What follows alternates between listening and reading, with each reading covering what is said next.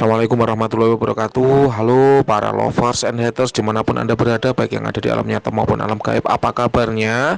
Salam cerdas bersupranatural. Ingat, dimanapun Anda membeli azimatnya, Mbah Wira sediakan edukasinya, dan edukasi itu gratis. Maka dari itu, tetap dukung channel Mbah Wira dengan klik tombol subscribe, like, dan komen, karena itu membuat Mbah Wira senang dan bersemangat untuk terus berbagi dan mengedukasi. Baik, malam ini kita ada wawancara khodam ya, sebuah gelang bertuah. Dan ketika Mbah Wira rasakan memang ini juga bertuah ya. Khodamnya masih ada, baik, dan Mbah Wira coba menghadirkan khodamnya sebagaimana pesanan klien nomor berapa ini, 9281 malam ini. Hari ini 7 Desember 2022 jam 20 malam. Kita mulai dari pertanyaan yang pertama ya. Ini foto gelangnya yang terbaru, mohon diwawancara. Apakah kodamnya masih ada dan tuahnya masih aktif? Jawabannya adalah kodamnya masih ada. Sosok wanita tua dengan aura dominan merah. Apakah tuahnya masih aktif? Jawabannya masih. Secara energi dia terasa panas, kasar, dan menolak, yang menjadi tanda bahwa dia memiliki tuah utama dalam hal kewibawaan dan kejayaan karir. Jadi masih aktif semuanya. Kemudian di sini Mbah Wira komentari, yaitu saya turut berduka cita ya.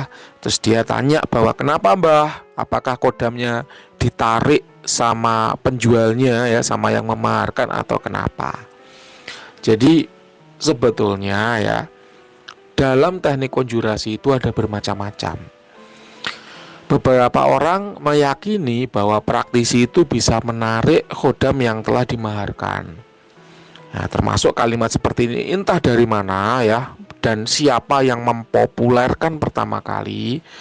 Tapi ada syarat-syarat kondisi tertentu bagi praktisi supranatural agar bisa menarik khodam yang sudah diritualkan. Dan itu tidak sembarangan. Tidak asal semua khodam yang sudah diritual itu bisa ditarik kembali. Ya, jadi tidak bisa sesungguhnya, apalagi apabila sudah dibondingkan dengan si pembeli. Contoh, Anda membeli azimat di Mbah Wira. Itu dari awal sudah Mbah Wira bondingkan ke Anda, wahai kodam, dampingilah si klien nomor 9281 ya, temani dia, layani dia, dampingi dia, bantu segala urusannya dengan kekuatanmu. Itu sudah dibondingkan dari awal, maka itu tidak bisa ditarik-tarik kembali. Dan memang seperti itu kenyataannya. Apabila ada kodam-kodam yang bisa ditarik kembali, tentu ada term and condition yang khusus, syarat-syarat dan ketentuan yang berlaku. Jadi tidak semua kodam itu bisa ditarik, enggak. Termasuk Mbah Wira sendiri. Mbah Wira itu membagi kodam itu menjadi dua. Ada yang diritualkan setelah ada pemahar, ada yang diritual sebelum ada pemahar. Kedua kodam itu memiliki karakteristik yang berbeda. Ya, memiliki karakteristik yang berbeda. Untuk kodam-kodam yang diritual setelah ada pemahar ya,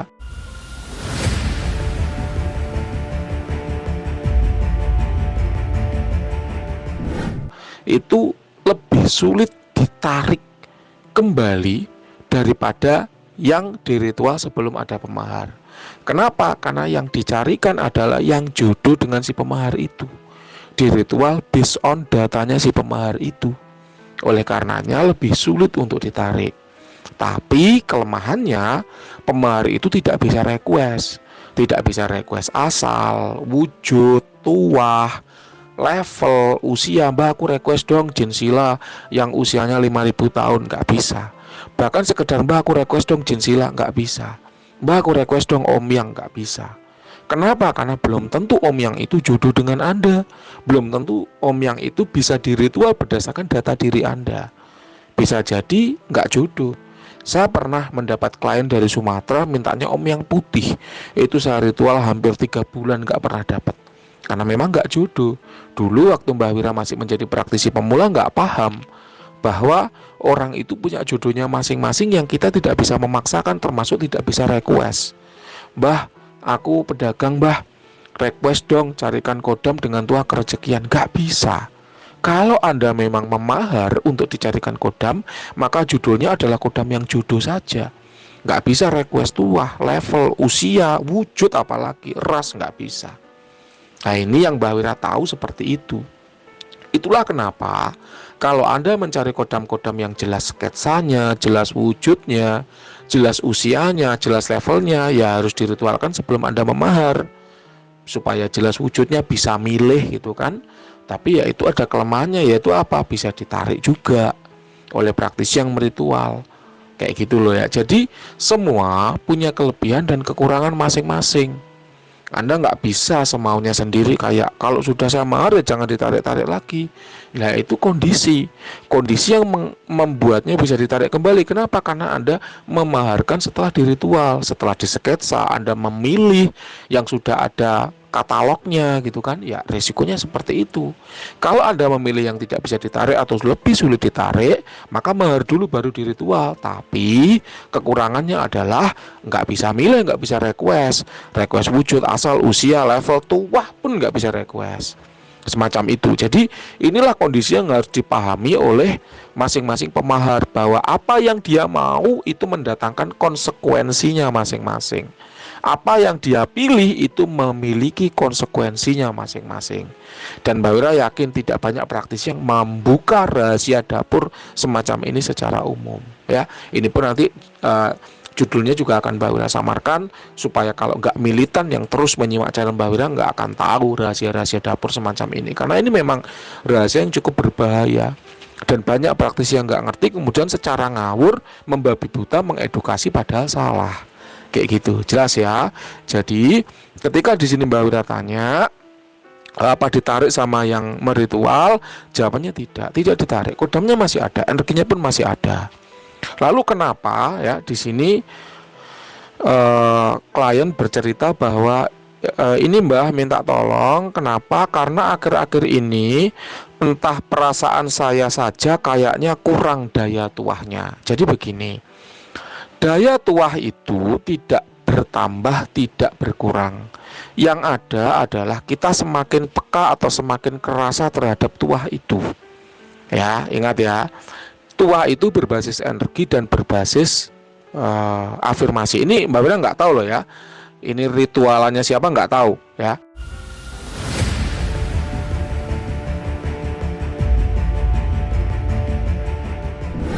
Ini bukan dari Mbak Wira ya, bukan dari Mbak Wira, karena Mbak Wira nggak jualan gelang. Ini dari praktisi lain.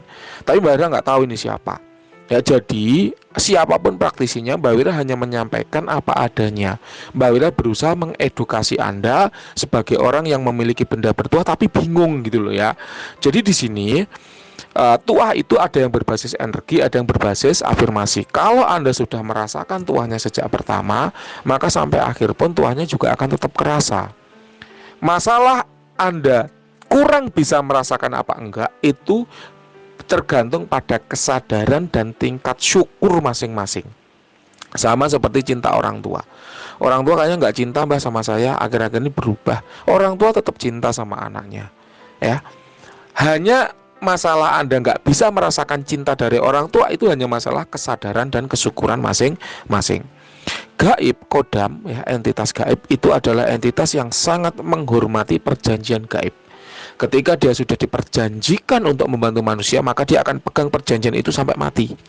Kecuali memang manusianya yang melepas, mempersilahkan kodam itu untuk kembali, maka kodam itu akan kembali, perjanjiannya dianggap selesai. Sebegitu sakralnya perjanjian gaib, bahkan perjanjian itu sendiri memiliki energi mengikat yang lebih besar bahkan jika dibanding oleh kodamnya itu sendiri. Jadi ada kodam yang melakukan perjanjian, nah perjanjiannya itu lebih kuat, lebih mengikat dibanding dengan si kodam itu sendiri. Itulah perjanjian gaib. That's why kodam-kodam tipe pesugihan itu meskipun kodamnya bisa dinego, perjanjiannya belum tentu bisa dinego. Kenapa? Karena itu melibatkan perjanjian kerajaan, yang mana itu lebih sulit untuk diputus dibanding sama kodam pesugihan yang ikut si pelaku itu tadi.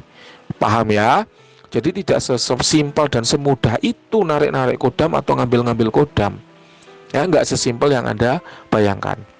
Lalu kenapa di sini daya tuahnya kok kurang terasa? Karena afirmasi Anda adalah afirmasi-afirmasi yang tidak ketemu jalannya. Contoh, Anda bukan pengusaha, Anda pengen kerezekiannya deres. Jalannya dari mana? Nggak ada jalan masuknya. Itulah kenapa afirmasi Anda seolah-olah tidak berjalan, karena memang tidak ditemukan jalan masuknya. Contoh lagi, Anda adalah seorang staf atau kasih di pemerintahan, Anda ingin kepala dinas hormat sama Anda, nggak ada jalannya. Gimana kepala dinas mau hormat, mau segan, mau tunduk sama Anda kalau nggak ada jalannya? Ini contoh. Jadi afirmasi-afirmasi itu tidak berjalan, tidak terjadi karena dua hal. Yang pertama, tidak ketemu jalannya, tidak ketemu sebabnya untuk menimbulkan akibat yang Anda inginkan, ya. Tidak ketemu aksinya sehingga tidak bisa memberikan reaksi seperti yang Anda harapkan. Karena tuah itu hukum aksi reaksi, hukum sebab akibat. Ya, seorang Bahwira dihormati oleh kepala seksi. Bahwira itu staf ya, staf fungsional ya, namanya fungsional. Ya. Jadi tidak masuk di struktural. Seorang Bahwira itu dihormati oleh kasih, dihormati oleh kabid, dihormati oleh sekretaris dinas, dan dihormati oleh kepala dinas. Kenapa? Karena Bahwira memiliki kekuasaan. Apa itu? Yaitu power of money. Bahwira bisa nalangi proyek yang dananya belum cair, kemudian Bahwira talangi dulu. Dan Bahwira nggak pelit untuk itu. Oleh karenanya akhirnya mereka segan. Segan karena Bahwira punya power yang mereka nggak punya. Apa? Uang. Karena Bahwira adalah seorang pengusaha. Sementara PNS kebanyakan hanya murni PNS mengandalkan gaji. Itulah kenapa mereka nggak punya uang.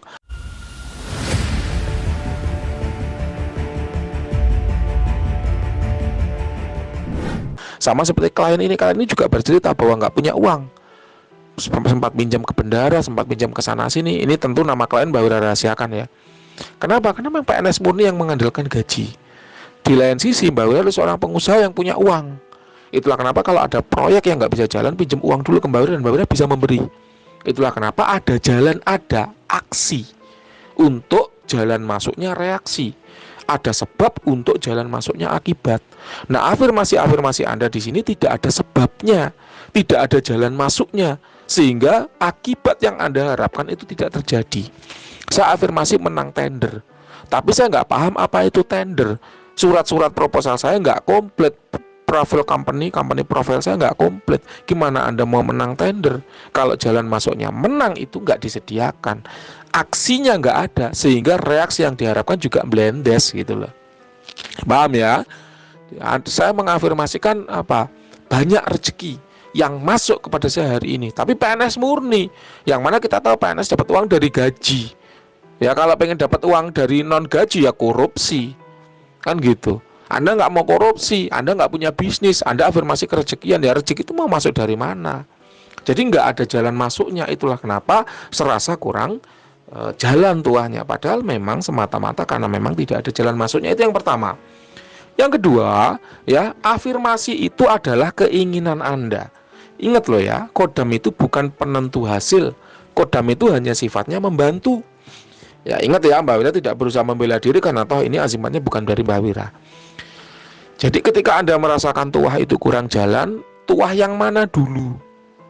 Kalau Anda mengafirmasi, Anda punya keinginan, kodam punya keinginan, ingat, yang terjadi bukan keinginan Anda, bukan keinginan kodam, tapi kehendak Tuhan. Tuhan menghendaki nggak Anda mengalami hal itu? Anda boleh berusaha, tapi kalau Tuhan nggak menghendaki, mau berusaha sampai mencret juga nggak akan keturutan. Gitu loh ya. Usaha boleh, wajib, harus hukumnya ya. Karena Allah itu tidak akan merubah nasib suatu kaum sampai kaum itu sendiri yang berusaha mengubahnya. Tapi meskipun kita udah usaha sampai kayak gimana pun, kalau Allah nggak berkehendak ya nggak terjadi. Sama seperti salah satu nabi ya, paman nabi ya, Anda tahu, bisa buka aja di Google. Nabi pingin banget agar paman itu masuk Islam, tapi hingga akhir hayatnya ternyata enggak masuk. Nah itu loh, ingat, bahkan seorang nabi pun punya harapan, tapi yang terjadi adalah kehendak Tuhan, bukan dari afirmasi dari manusia itu, bahkan itu oleh seorang nabi sekalipun. Gitu ya. Jadi siapalah kita, ini harus disadari ya, siapalah kita. Kita ini manusia yang penuh dengan dosa, masih doyan korupsi, masih bisa ngatur SPJ, masih doyan nilep SPPD. Kita punya afirmasi, kita punya kehendak, kita punya keinginan. Kodam juga punya keinginan membantu keinginan kita. Tapi kalau keinginan kita nggak terwujud, ya berarti itu bukan jalannya. Tuhan nggak menghendaki kita mengalami apa yang kita inginkan itu. Ya nggak apa-apa, bukan salah kodam. Memang Tuhan yang tidak berkehendak, tidak menghendaki Anda mengalaminya gitu. Jadi ini secara kodam baik-baik saja, cuman apa yang Anda alami disebabkan oleh dua hal tadi. Jelas ya? Kita lanjut ya. Masalah dengan praktisi ya, Mbak Wira nggak akan membahas ya lebih lanjut ya. Di sini ada diceritakan tentang praktisi tersebut ya. Nah ini ada kalimat yang menarik ya.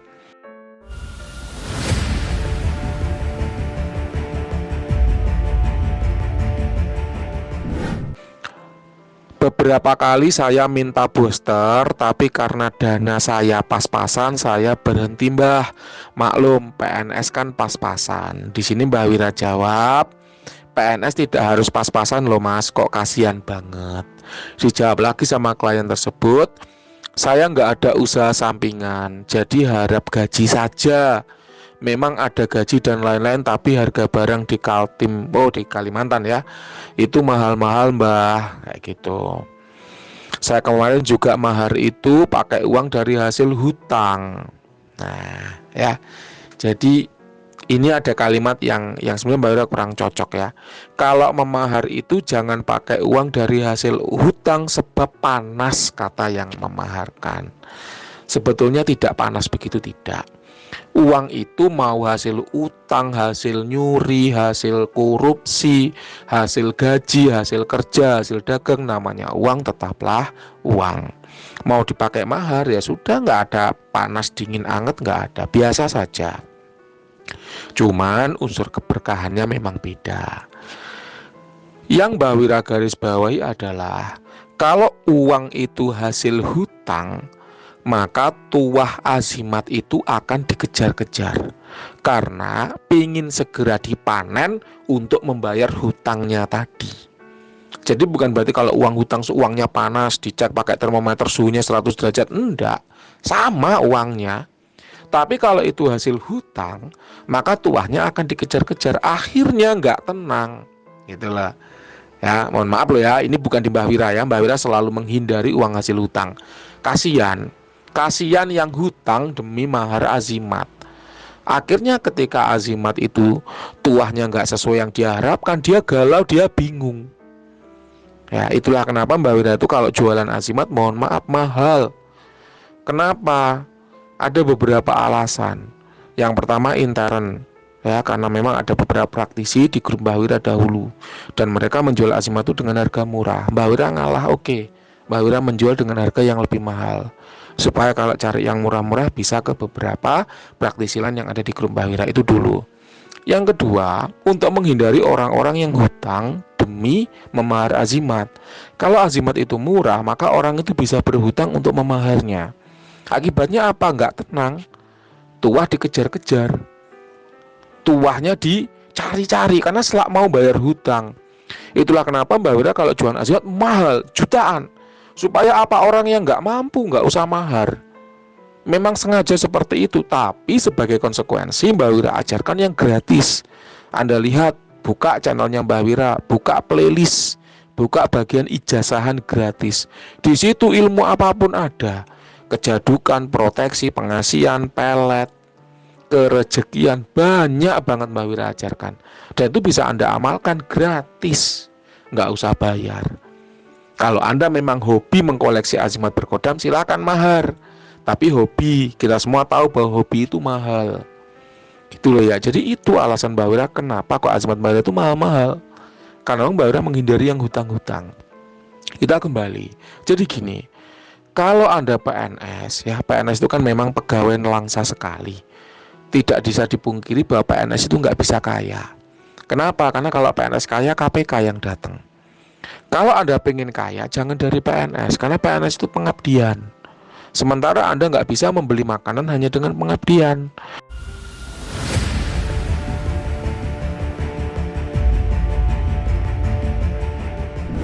Nggak bisa Anda mencukupi kebutuhan hidup seperti beli token listrik, beli bensin, bayar sekolah anak, pakai pengabdian itu nggak bisa. Bisanya pakai uang. Kalau Anda ingin dapat uang banyak, ya dagang. Itulah kenapa 9 dari 10 jalan rezeki itu lewat perdagangan. Dagang bahasa Arabnya itu tajir. Padahal kita tahu tajir itu konotasinya adalah kaya. Ya memang pedagang-pedagang itu pada tajir-tajir. Karena 9 dari 10 jalan rezeki itu masuk lewat perdagangan. Oh, Nabi aja bukan PNS kok, Nabi itu pedagang. Dulu peternak ya, domba, kambing. Kemudian dagang. Nabi bukan PNS. Gitu loh ya. Jadi ya memang kalau Anda pengen kaya ya dagang. Mbak Wira pun demikian. Mbak Wira itu juga PNS. Tapi Mbak Wira pengen kaya. Siapa tuh yang nggak pengen kaya? Gitu kan? Ya maka Mbak Wira ya berdagang, bukan PNS saja. Kalau hanya mengandalkan PNS ya berat. Kenapa? Karena gajinya ya gitu itu tadi. Gaji PNS itu stabil, betul memang stabil sedikitnya. Hidupnya PNS itu stabil, ya benar memang stabil kurangnya. Beda dengan pedagang, beda dengan pengusaha. Pengusaha itu gajinya nggak pasti, memang betul. Kadang banyak banget gitu kan. Ya itulah pengusaha, hidupnya nggak pasti, memang betul. Ya, kadang seneng banget. Ya. Anda lihat orang-orang yang banyak berderma, rata-rata pedagang pengusaha. Kalau PNS, waduh, susah, berat. Ya memang seperti itulah PNS. Hidupnya adalah pengabdian. Gitu ya. Jadi di sini Mbak Wira ingin menyoroti bahwa panas di sini ya sebenarnya bukan berarti dalam kata harafiah uangnya jadi panas, melainkan jadi tuannya yang dikejar-kejar. Paham ya? Kalau masalah uang sendiri nggak ada efeknya. Mau pakai uang apapun untuk mahar itu nggak ada efeknya. Ya sama aja, uang tetaplah uang. It's just money gitu. Tapi ya tadi kalau hasil hutang akhirnya dikejar-kejar. Gitu ya. Oke. Itu yang ingin Mbak Wira sampaikan, sudah 21 menit ya. Semoga bermanfaat. Silakan kalau ada yang kurang jelas boleh ditanyakan. Terima kasih. Selamat malam.